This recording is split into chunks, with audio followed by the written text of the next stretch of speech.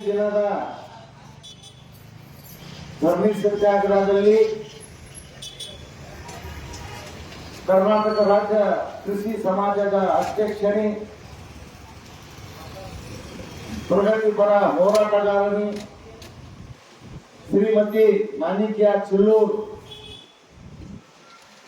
ಅವರು ಇಂದು ಮಧ್ಯಾಹ್ನ ಈ ಹೋರಾಟಕ್ಕೆ ಬೆಂಬಲಿಸಿ ತಮ್ಮ ಸಂಘಟನೆಯ ಪದಾಧಿಕಾರಿಗಳು ಮತ್ತು ಕಾರ್ಯಕರ್ತರನ್ನ ಕರೆದುಕೊಂಡು ಈ ಸತ್ಯಾಗ್ರಹದಲ್ಲಿ ಪಾಲ್ಗೊಳ್ಳುವವರು. ಅದರಂತೆ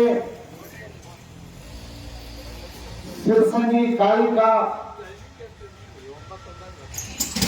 ಟ್ರಸ್ಟಿನ ಅಧ್ಯಕ್ಷರು ಮತ್ತು ಪದಾಧಿಕಾರಿಗಳು ಕೂಡ ಇಂದು ಮಧ್ಯಾಹ್ನ 3 ಗಂಟೆ ನಂತರ ಬರುವ ನಿರೀಕ್ಷೆ ಇದೆ. ಅದರಂತೆ ಕರ್ನಾಟಕ ರಕ್ಷಣಾ ವೇದಿಕೆಯ ಕುಡಿಸಿ ವಿಭಾಗದ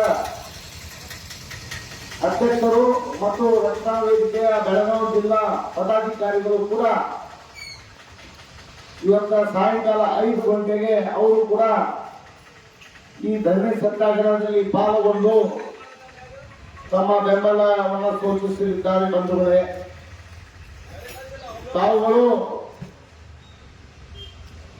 ಆ ಸಂಘಟನೆಗಳು ಬೆಂಬಲಿಸುವ ನಿಟ್ಟಿನೊಳಗೆ ಬಂದಾಗ ಸವದತ್ತಿ ನಗರದ ಎಲ್ಲಾ ಜನರು ಜಾಸ್ತಿ ಕೂಡಬೇಕು ಅಂತೇಳಿ ನಾವು ಈ ಮುಖಾಂತರ ತಮ್ಮನ್ನು ಕೇಳ್ಕೊತೀವಿ.